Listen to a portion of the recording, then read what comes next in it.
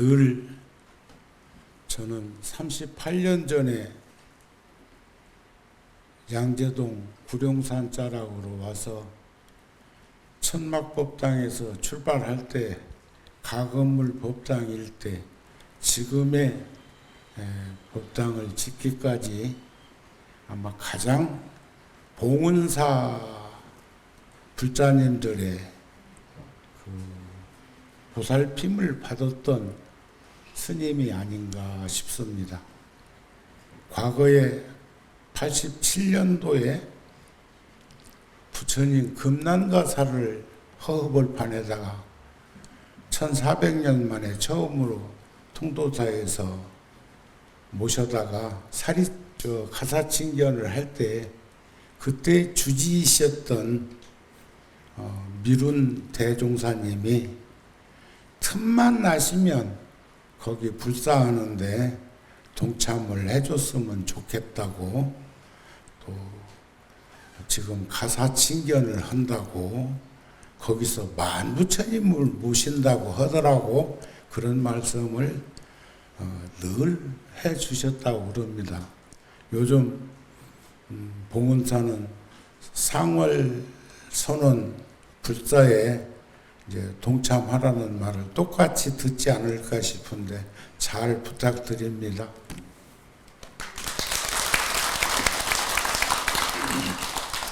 저는 초등학교 2학년 때 동산마루에서 같은 또래끼리 다음에 어른이 되면 뭐가 되고 싶냐 그런 말을 할 때 운전수가 되겠다고 했어요. 운전수. 그래서 저는 책도 내 어릴 적 꿈은 운전수이었네 하는 그런 수필집도 낸 적이 있었는데, 그러다가 초등학교 4학년 때 봄소풍을 고향에 옛 사찰 삼국시대 때 지어진 옛 그 사찰에 갔다가 그 절에서 망해사라는 그 절에서 사셨던 스님들의 전해오는 이야기를 전해 듣다가 그때 그 어수선한 그 아이들 틈새에서 다음에 출가해서 스님이 되어야 되겠구나 하는 생각을 가지게 되었고, 15살 먹던 해에 제 스스로 출가를 했습니다.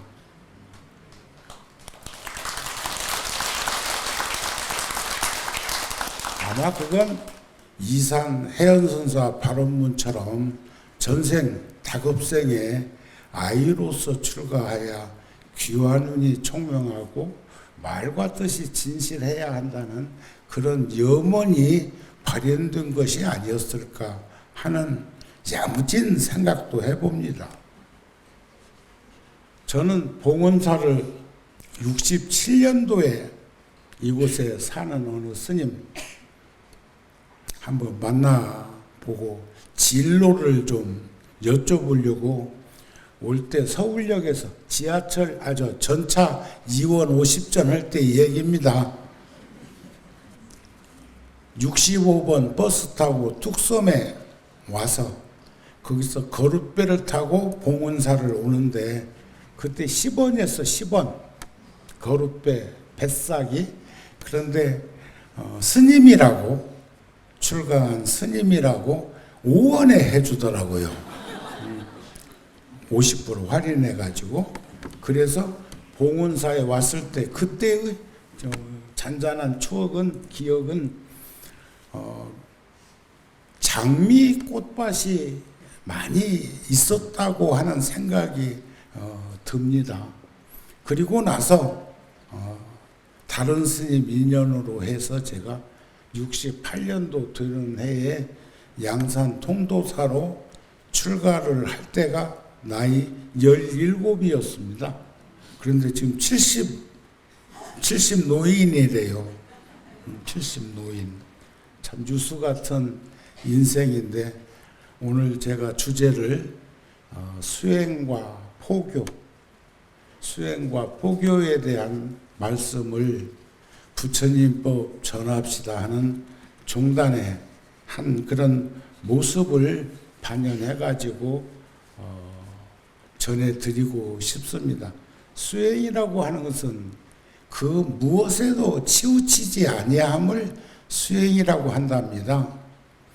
그리고 포교는 더불어 어울림을 가지면서 사는 것. 그런데 부처님께서도 500명이 와서 부처님하고 젊은 시절에 거량을 했어요. 혁명적인 그런 도저히 인도의 브라흐만과 자, 버마 인려 사상이 만연되어 가지고 있을 때, 신본주의가 주창되고 있을 때 부처님의 그 가르침은 상상할 수 없는 파격이었을 거라고 생각이 듭니다. 그때 바람은 승려들이 500명이 와가지고 부처님하고 거량, 궁금한 것을 서로 묻고 하는, 답하고 하는 그런 대목이 있는데, 제가 17살에 통도사 가가지고 지금 72살이니까 어지간히 됐지요. 그런데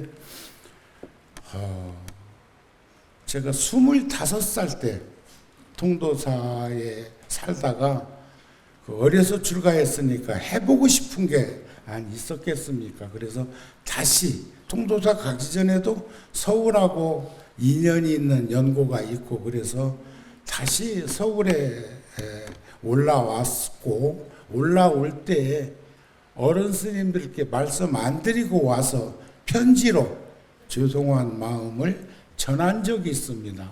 그때 저의 노스님이신 월화, 월자, 하자, 월화 노스님께서는 동국대학교 재단 이사장을 하셨는데, 제가 살고 있는 조그마한 절에 젊은 스님들이, 청년 스님들이 함께 모여서 탁마하고 있던 그곳에 2번이나 혼자서 다녀가셨어요. 그런가 하면 지금 월화도 스님은 살아계시면 109살, 또 지금 말씀드리려고 하는 스님은 생존에 계시다면 123살. 그런데 그 스님이 76세 때, 76년도에 25살인 정우의 편지에 답하신 내용을 먼저 하나 들려드리겠습니다. 정우를 보내고 궁금하던 차, 편지를 받아보고 반겨하였다. 공부를 위한 것이니 아무쪼록 공부를 착실히 하고 돌아와서 통도를 위하고 불교를 위해서 크게 활약하고 훌륭한 승려가 되어라. 우리 불교는 현재 이 사회의 바람을 응수하지 못하고 있다. 젊은 세대는 반성해서 구습을 타파하여라. 76년 10월 12일 노승 벽안 답서.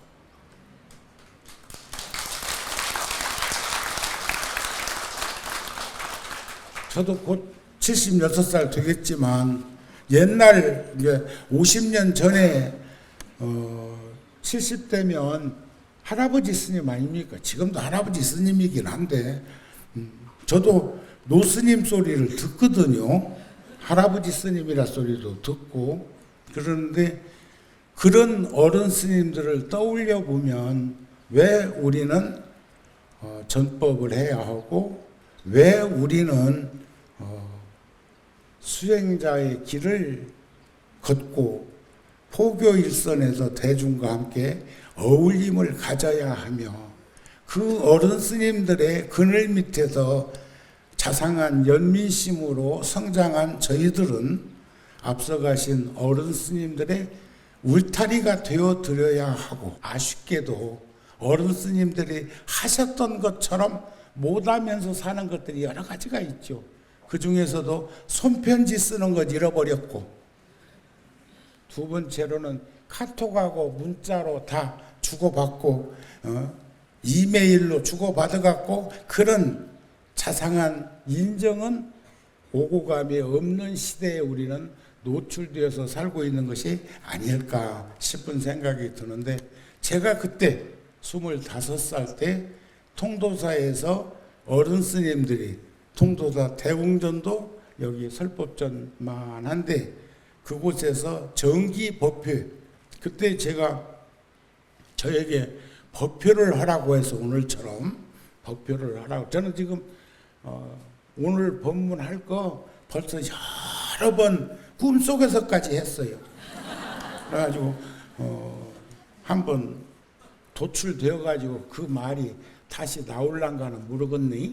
근데 하여튼 간에 봉헌사 오는 것 참, 우리 큰절 오는 거 마음 썼다 그 말이요.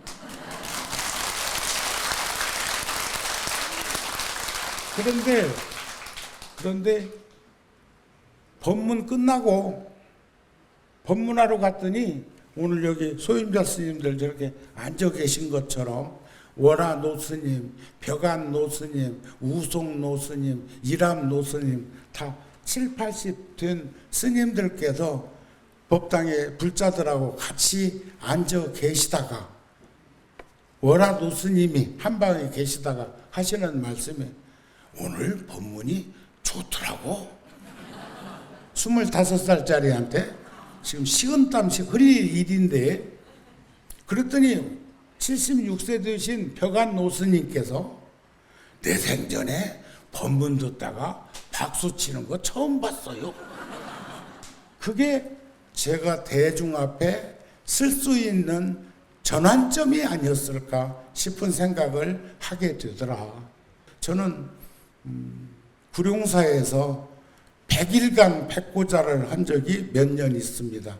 지금부터 한 30년도 넘은 전의 이야기인데, 9시부터 10시 반까지 기도하고 10시 반부터 12시까지 청법하고 12시부터 1시까지 108 대참인문 대자대비 민중생 대의대사 제함식 상호강 명자음 중둥 시중 규명정예 하면서 하는 부처님 명호를 찾으면서 그렇게 이제 했던 시절이 있는데, 고려 때에는 백고자를 100명의 스님을 청해서 했다고 합니다.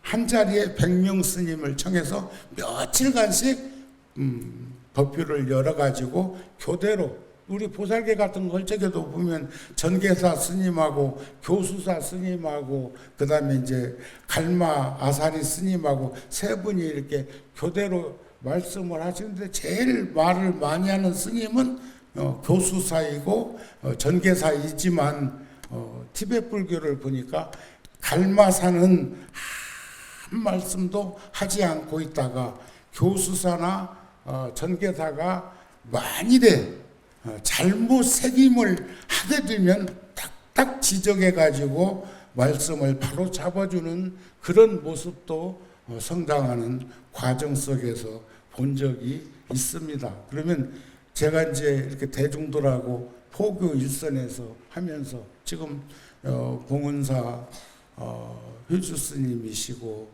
또 조계종의 총무원장을 역임하셨던 자승 스님께서 그 전국 순례법회도 하고 있지만 인도에 그렇게 1000km가 넘는 거리를 대중들과 함께 그 성지를 걸어서 순례하시고 돌아오는 날 조계사 뜰에서 하신 말씀이 있죠. 우리는 성불하십시다. 성불하세요는 지장불사님처럼 뒤로 미루고 부처님 법 전합시다. 부처님께서도 여러 번 경전에 강조하셨는데, 자, 길을 떠나자. 처음도 좋고 중간도 좋고 끝도 좋으니 조리 있는 말로 알아들을 수 있도록 살아자. 갔던 길로 되돌아오지 말고 두 사람이 함께 가지도 말자. 모든 이의 이익과 안락과 행복을 위해서 길을 떠나자. 나도 우르벨라 병장촌 고행자들이 있는 곳에 가서 법을 설하리라 하는 전도선언, 포교선언, 전법선언이 그거 아니겠습니까? 지금 여러분들 가족이 같이 오신 분 있으면 손 한번 들어봐. 오늘 혼자 비례대표로 안 오고 같이 오신 분 있으면 손 한번 들어봐. 박수 한번 쳐드려.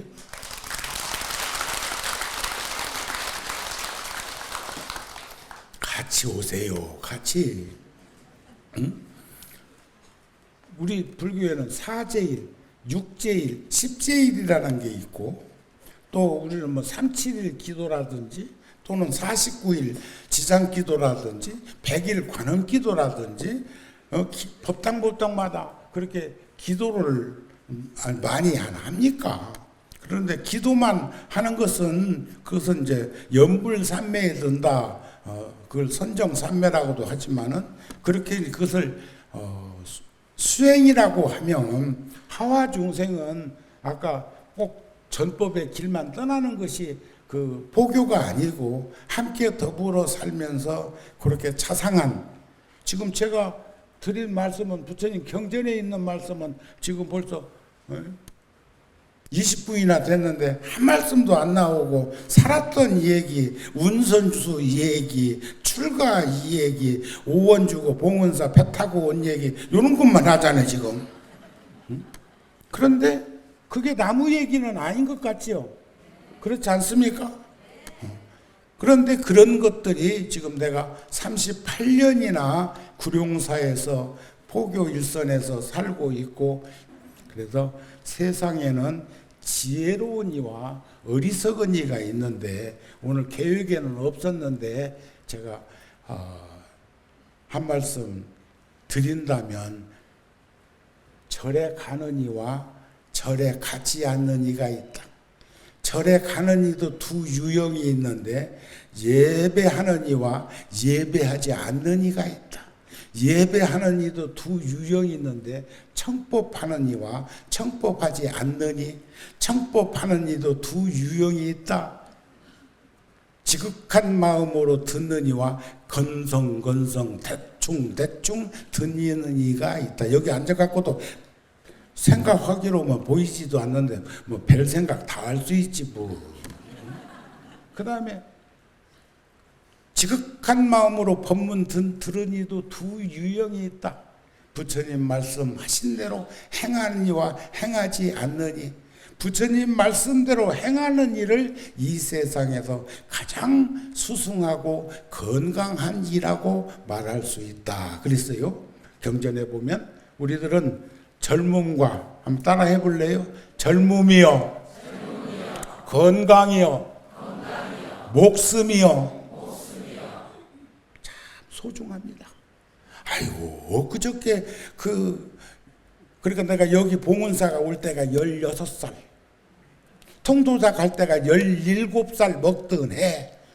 그런데 벌써 나이가 70이 훅 지나갔다고 하는데 도저히 계산적으로는 안 나와. 난 동의 못해. 나만 못하는 게 아니라 여러분들도 못할걸? 열심히 살았다는 이들은 더더욱이나 못해요. 산매에 들어가지고 시간을 놓친 일이라고 표현할까? 도저히 납득되지 않아요. 시간을 잊어버렸어. 그런데 그래도 그것을 인정해야 합니다. 인정해야 해. 그런데 지혜로운 이도 둘이 있어. 나쁜 짓을 하지 않느니 하고 지은 뒤에 인에 참여하느니. 어리석은 이도 두 유형이 있어. 죄를 짓는 이와 죄를 짓고도 감추려느니. 내가 오늘 뭔 말이 막 여기까지 차고 올라오는데 참이라고 내가 지금 용을 써요. 응? 비록 나쁜 업을 지었더라도 인에 드러내고 참여해서, 참여하고는 부끄러워하고 다시 짓지 않으면 그니는 죄무자성 종신기 심양멸시 죄영망 죄망신멸양고공 시증명의 진참회의 참뜻을 알게 될 것인데, 지혜 있는 사람은 지혜의 힘으로써 사막도에 받을 중대한 업도 이 세상에서 가볍게 받기도 한다는 거예요. 탁구 할 때 터치 탁구 잘하는 사람들 보니까 뭐 살짝만 왔다 가는데도 서로 잘 주고 받대요. 어리석은 사람은 이 세상에서 가볍게 받을 업도 지옥에서 무겁게 받기도 하더라. 그러니까 그 목련존자 같은 경우에는 우란분재일에 어머니가 그 상업을 해서 요즘으로 말하면 무역업을 해가지고 돈을 많이 어머니한테 갖다 드렸는데 어머니는 양잡어 제사 지내는 것을 즐겼던 것 같아요. 살생을 많이 하셨다 그 말이죠. 그랬는데 나중에 지혜가 드러나서 보니까 어머니가 사막도에도 허덕이고 있는 거예요. 아기 고통을 받고 있는 거예요. 부처님께 여쭤보니까 자자일인 우란분재일에 그 대중공양을 하고 천도를 해드리라고 해가지고 지금까지 내려오면서 하는 거 아닙니까? 자, 선가구감에도 보면 출가해서 수행자가 되는 것이 어찌 작은 일이랴. 여러분들도 출가하고 싶은 사람 계세요?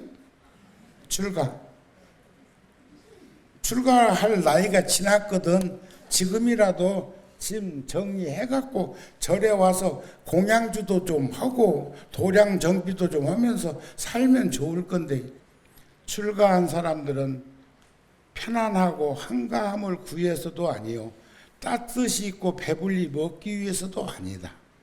명예나 재산을 구해서도 아니고, 오늘 아침에 유튜브에 보니까 어느 비구니 스님이 그러되 뭐 빌딩 산 얘기, 또 돈 관리하는 얘기하면서 노예가 돼가지고 그렇게 고통과 괴로움을 겪으면서 자꾸 재산 증식하느라고 참 꼴이 좋다 그러대. 그 말이 맞나 몰라. 없는 것보다는 있는 게 나을 것 같은데,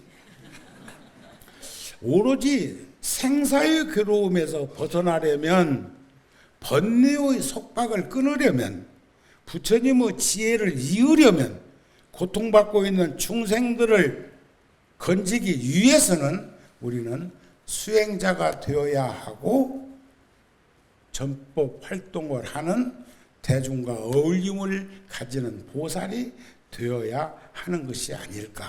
그런 삶을 살게 되면 중국의 유지안이라고 하는 청년이 30대에 대학 교수를 하다가 두 살배기 딸 하나 놓아두고 암으로 세상을 떠나면서 그 암 선고를 받고 난 다음에 계속적으로 글을 써서 남겨놓은 것이 세상에 유통되고 있더라고요.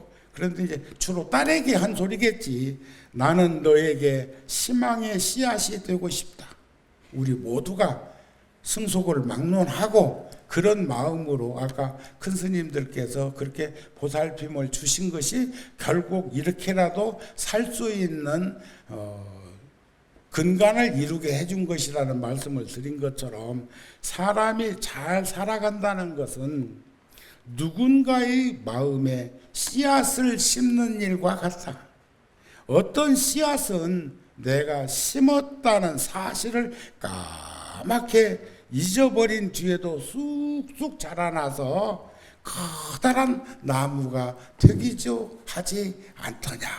참 그 30대 초에 그 젊은 나이에 암이라는 것을 선고받고 살아온 시간들을 되돌아보는, 우리도 이젠 되돌아볼 시간쯤 된 거 아닐까 싶네요. 아직도 앞만 보고 달려? 앞으로 오라이? 응? 전후좌우 안 살펴? 초보 운전이나 그렇게 하면 모를까. 이제는 전후좌우 살피면서 방어 운전해야 될 나이쯤은 된 것 같은데, 여기 온 사람들 말고 여기 오지 않은 사람들한테 하는 소리야. 그래서 베트남의 틱나칸 스님도 그런 말씀을 하셨어요. 그대가 꽃과 나무에 물을 줄 때 그것은 지구 전체에 물을 주는 것이다. 그대가 꽃과 나무에 말을 거는 것은 그대 자신에게 말을 거는 것과 같다. 우리는 이 세상의 모든 것들과 연결되어져 있다. 동의하십니까? 동의하세요?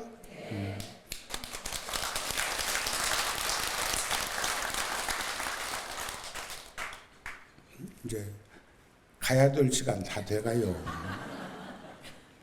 그 인생 수업이라는 책에 보니까 이 책은 아마 젊은 세대들은 다 보셨을 걸로 생각이 드는데, 배움을 얻는다는 것은 자신의 인생을 사는 것을 의미한다. 갑자기 더 행복해지거나 강해지는 것이 아니라 이 세상을 더 이해하고 자기 자신과 더 가까이 평화로워지는 것을 의미한다. 아무도 나에게 배워야 할 것이 무엇인지를 알려줄 수 있는 사람은 없다. 저도 모두에 말씀드렸던 어른 스님들하고 그 관계 설정된 그 대목에서 제 스스로 느끼고 이해하고 간직한 것을 발현해서 드러냈다, 이 말씀 아닐까 싶어요. 저는 철들었네.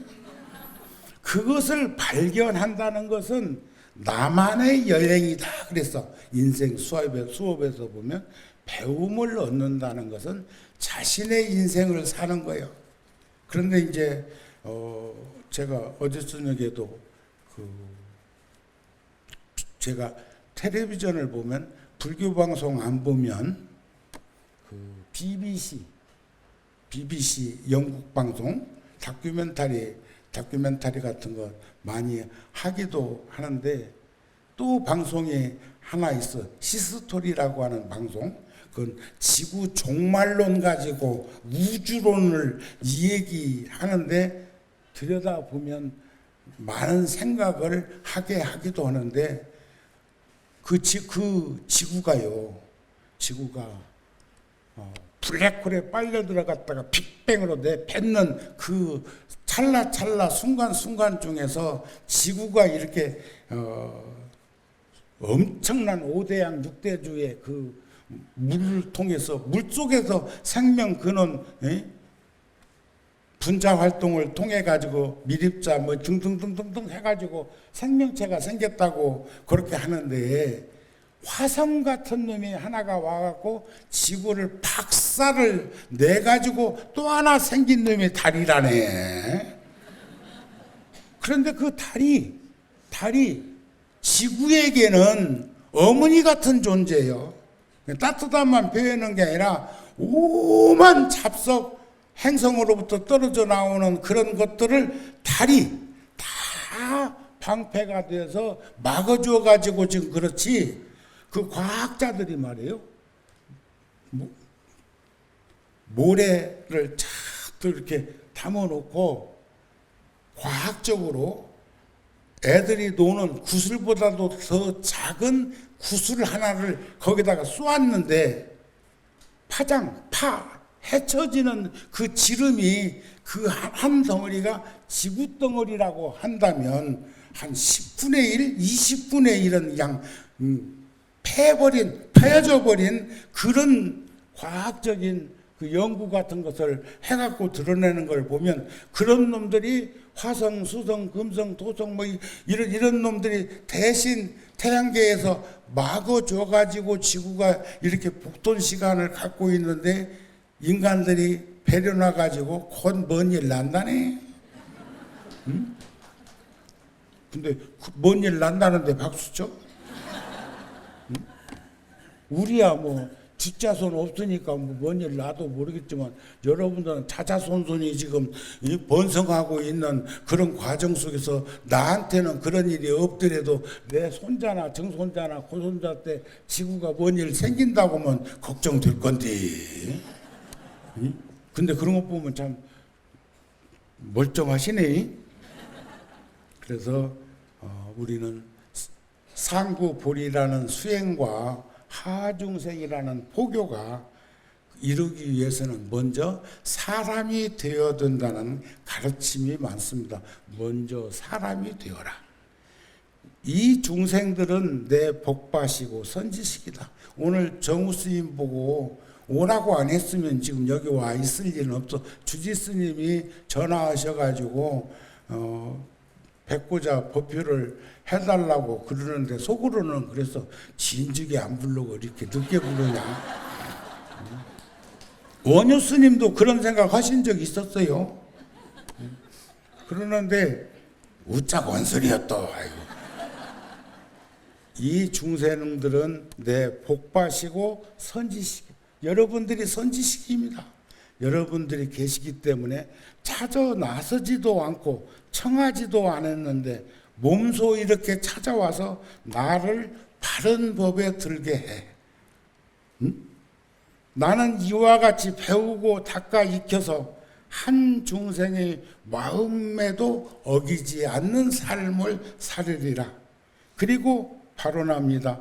내 보시를 받은 중생들은 모두 최상의 깨달음을 얻고 평등한 지혜를 가지며 바른 법을 갖추어 널리 선행을 닦다가 마침내 열반에 들어지이다. 열반이란 번뇌가 일어나지 않는 자리를 열반이라 하고 번뇌를 끄는 것을 해탈이라고 한다는 것을 아셨으면 좋겠고, 바라문교 승려 바람은 그 인도에서는 카스트 계급 사회에서 가장 상위 계층을 바라문이라고 합니다. 그들이 부처님한테 와서 일체 유심조를 자꾸 얘기하고 인연 연기법으로 세상이 이루어졌다고 하고, 능엄경 같은 데서는 맑고 깨끗한 마음이 어둡고 침침한 허공과 만나서 부딪히고 요동치고 흔들리다가 바람기운 생기고, 마찰력에 불기운 생기고, 녹은 것은 물기운이 되고 굳은 것은 흙기운이 되었다. 지수화풍이 생긴 것을 부처님은 능엄경에서 그렇게 표현하셨는데, 바람은 승려 500명이 부처님한테 와서 거량을 하자 이거요. 뭐냐? 자기들 논지로 묻는 거예요. 천하의 모든 작용은 있는 것입니까? 없는 것입니까? 부처님은 연기법으로 이 얘기를 하시는데, 그러니까 만든 자가 있습니까? 없습니까? 천지 창조주가 있습니까? 없습니까? 그런 말이요. 그러니까 부처님이 뭐라고 답변하냐? 있기도 하고 없기도 합니다. 그러니까 또 물어. 언제는 있다고 하고 언제는 없다고 합니까? 두 가지 대답이니까. 그러니까 부처님이 말씀하시기를 살아있는 자는 있다고 하고 죽은 자는 없다고 하기 때문에 있기도 하고 없기도 한다고 한 것이오. 그래? 그러니까 바라문들이 그렇다면 만물의 영장은 사람들은 어떻게 해서 생겼습니까? 여러분들은 어떻게 생겼어? 부모님이 낳았어? 그렇죠. 근데 더 심층 있게 들어가 보자 이 말이에요. 그러니까 부처님이 하시는 말은 사람은 곡식에 의해서 생겨나고 또 곡식에 의해서 살아간다 그랬어. 근데 그 사람들이 다음 질문을 하는 거 보면 다 동의를 한다 소리요. 그렇다면 곡식은 어디서 생겼습니까? 곡식. 그러니까 곡식은 네 가지 큰 것, 지수화풍. 아까 말씀드린 대로 맑고 깨끗한 마음이, 이 천지 창조주와 같은 우리들 마음이 어둡고 침침한 허공과 만나서 부딪히고 요동치고 흔들리다가 바람기운 생기고 불기운 생기고 물기운 생기고 흙기운이 생겼다고 했으니까 곡식은 지수화풍에서 생겼다고 하네. 그렇다면 지수화풍은 어디서 생겼습니까? 지수화풍은 허공에서 생겼다. 허공은 그러면 어디서 생겼습니까? 허공은 존재와 가지고 있는 바가 없는 데서 생겼다. 이건 기독교에서 어떤 기독교 학자가 그러대. 하나님이 어디서 생겼습니까? 하니까 허공과 같은 자리로 표현해서 존재와 가지고 있는 바가 없는 데서 생긴 게 하나님이다 이러더라고요. 근데 우리는 그것을 허공이라고 표현했어. 그러니까 그러면 그것은 또 어디서 생겼습니까? 자연에서 생겼다. 자연은 어디서 생겼습니까? 자연은 열반에서 생겼다. 조금 전에 열반은 번뇌가 일어나지 않는 자리를 열반이라고 했는데, 그러니까 열반은 어디서 생겼습니까? 하니까 부처님께서 어리석구나 바라문들이여. 열반이라고 하는 것은 생겨나거나 사라지는 일이 없는 것이다. 제법공상이 열반이야. 불생불멸 불구부정 부중불감 반야심경에 나오는 그 대목이다 이 말이야. 그러니까 그렇다면 만약 열반이 진정한 맛을 부처님께서 우리들에게 알려주지 못한다면 우리는 그 동의할 수가 없소 하니까 부처님께서 다시 바라본들에게 묻기를 내 이제 그대들에게 묻겠다. 중생의 삶, 생로병사, 생사문제, 삶은 괴로움이냐 즐거움이냐. 오늘 숙제 괴롭냐 즐겁냐. 괴롭냐 즐겁냐. 어떠세요? 우리의 삶은 괴로워 즐거워. 너 없으면 나 못 살고 나 없으면 네 못 산다고 할 때는 즐겁다 해야. 근데 살 만큼 산 사람들은 택도 없는 소리 말라고 그래요. 응? 다음 생에도 우리 부부가 되세요 하니까 아유 부드러워 떠는 사람도 있던데. 자, 그러니까 삶은 괴롭습니다 그래. 생로병사는 괴롭습니다. 그러니까 겪어보지도 않고 어찌 아느냐니까 죽는 사람이 괴로워하는 걸 보니까 알겠습니다. 그렇습니다. 있는 자, 똑똑한 자, 수행자가 죽을 때 괴로워하는 모습을 걱정한 사람도 있습니다. 수행을 잘했으면 괴로워할 거 없는데 인생이라는 게 호흡 하나에 매달려 있는데 숨만 안 쉬면 가지 아니요? 그런데도 그때 가가지고 벌벌벌벌벌벌 떠는 거 보면은 복잡하다 이 말이에요. 그러니까 죽을 때 괴로워하는 것을 보니까 괴롭다고 생각이 됩니다 하니까 아직 죽지도 않았는데 그대는 어찌 죽음을 괴롭다고 하느냐. 내 이제 죽지도 않고 죽음이 괴로운 줄을 알고 있는 것처럼 부처님 세계 상락아정 늘 항상 된 나, 늘 즐거운 나, 늘 참나 깨끗한 나, 상락아정. 무상한 나는 육신이요, 괴로운 나는 번뇌요, 자하는 무아요, 현상계는 부정한 것인데 부처님께서 말씀하신 이 열반낙은 항상 뜬 나 법신, 즐거운 나 열반, 참나 부처, 깨끗한 나 법, 이런 경계를 지금 부처님이 말씀하고자 한 것이고 그런 것들을 우리가 충분히 인식하면서 살아갈 수만 있다면 모든 가족이 함께 동사섭하면서 부처님 제자로서 살아가는데 큰 어려움이 없지 않을까 싶은 마음이 듭니다. 시간은 잘 지켜주는 게 좋아. 그래야 다음에 또 오라고 할 거예요. 힘들하세요. 네. 지난번에 해주신 우리 장로님께 다시 한번 감사하고